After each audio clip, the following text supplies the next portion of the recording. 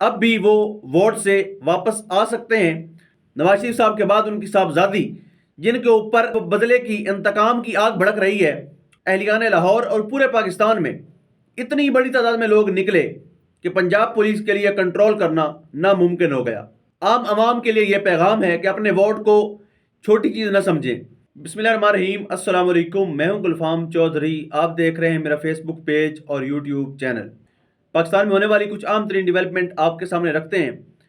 First of all, جس طرح پاکستان میں الیکشن کا دورہ ہے اور ہر جماعت اپنی پولیٹیکل کمپین چلا رہی ہے، یہ الگ بات ہے کہ پاکستان تحریک انصاف کو لیول پلینگ فیلڈ نہیں مل رہی۔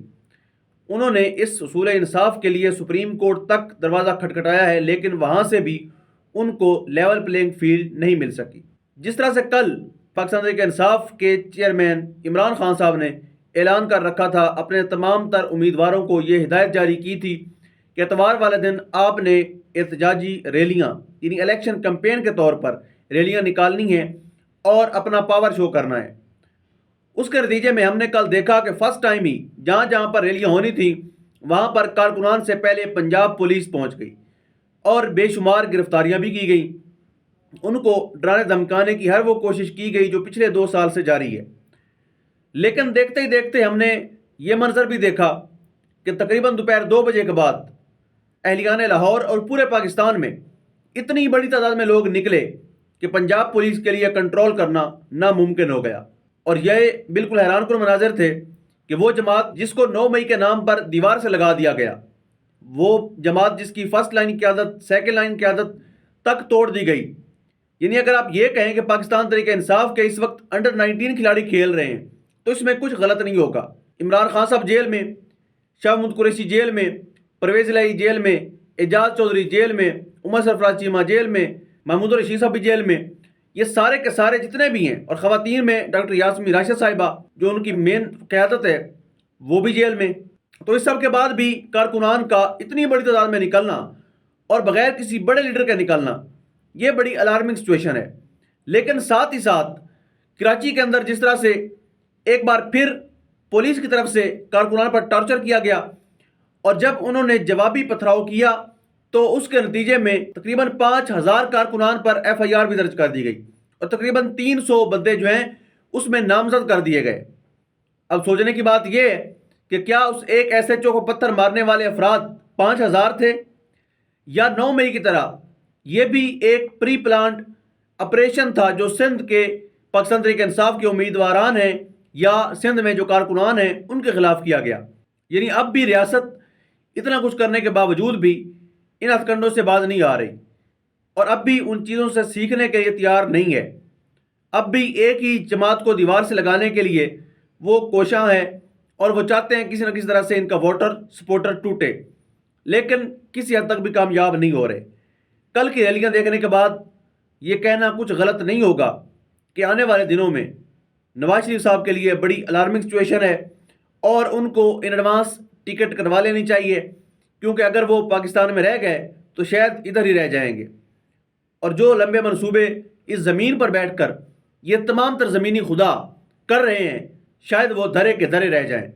اگر صرف 60% عوام نے ریاکشن دے دیا، صرف 60% لوگوں نے ٹرن آؤٹ دے دیا، الیکشنوں میں ووٹ کاسٹ کر دیا، تو کسی صورت بھی دھاندلی کرنا ممکن نہیں رہے گا۔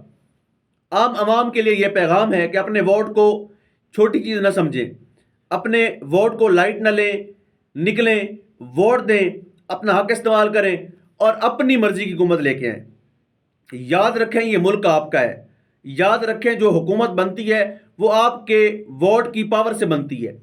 یاد رہے کہ یہ ملک آپ کا ہے، اس کے حکمران آپ کے منتخب کردہ ہونے چاہیے اور آپ کو ہی وہ جواب دہ ہونے چاہیے۔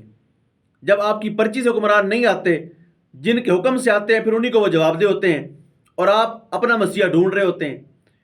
تو ایسی سچویشن میں 8 فروری کے لیے پوری قوم کو نکلنا ہوگا اور اپنا جو ووٹ ہے وہ کاسٹ کرنا ہوگا۔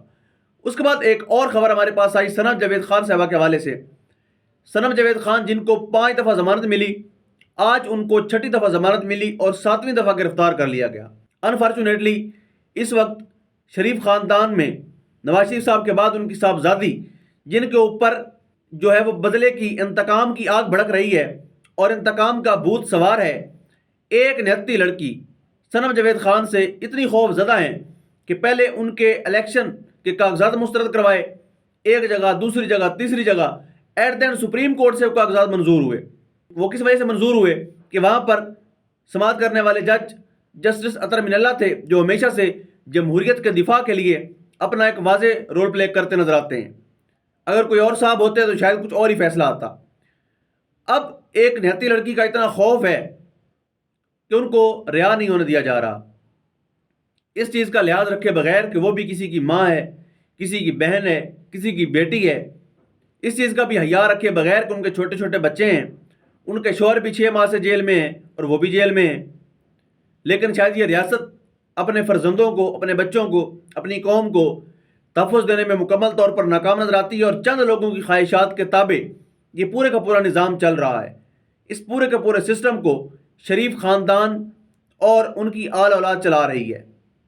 انہی کے حکم پر بیوروکریسی، انہی کے حکم پر پنجاب پولیس، انہی کے حکم پر سارے کے سارے ادارے کام کر رہے ہیں۔ یہ سوچنے کا وقت ہے کہ آپ نے اس ملک کو یعنی بحیثیت مملکت چلانا ہے، بطور ریاست چلانا ہے، یا آپ نے اس طرح سے ایک ہجوم بنانا ہے اس قوم کو۔ یعنی عمران خان صاحب کے اس آئیڈیالوجی کے آنے سے پہلے جب تک یہ سلوگن نہیں گایا تھا، یا جب تک لوگوں کی آنکھوں کا آپریشن نہیں ہوا تھا، تو لوگ یہی سمجھتے تھے کہ بس پردے کے پیچھے ہی سب کچھ ہو رہا تھا۔ لیکن اب اس ریاست کا ہر شہری، ہر باشندہ اپنے حقوق کو سمجھتا بھی ہے، جانتا بھی ہے، مانگتا بھی ہے، بولتا بھی ہے۔ علاوہ ازیں کہ ان کے اوپر اس لیول تک کریک ڈاؤن کیا جاتا ہے، لیکن وہ پھر بھی بولنا نہیں چھوڑتے۔ اس کا واضح ثبوت کل کی ریلیوں میں ہم نے دیکھ لیا۔ اور سب سے آخر میں آپ کو ایک بہت بڑی خبر دینے جا رہا ہوں۔ نجم سیٹھی صاحب کی طرف سے ایک دعویٰ کیا گیا ہے۔ نجم سیٹھی صاحب کہتے ہیں کہ اگر اسٹیبلشمنٹ کو یہ لگا کہ اب بھی پاکستان تحریک انصاف کی ووٹ کی طاقت مضبوط ہے، اب بھی وہ ووٹ سے واپس آ سکتے ہیں، اور انہوں نے ساتھ یہ بھی کہا، سمن نیوز میں ایک پروگرام میں وہ بیٹھے ہوئے تھے، انہوں نے کہا کہ اگر اسٹیبلشمنٹ کو لگا کہ پاکستان تحریک انصاف دوبارہ سے اقتدار میں آ جائے گی یا ان کا راستہ بن گیا ہے، تو وہ الیکشن ملتوی کر سکتے ہیں۔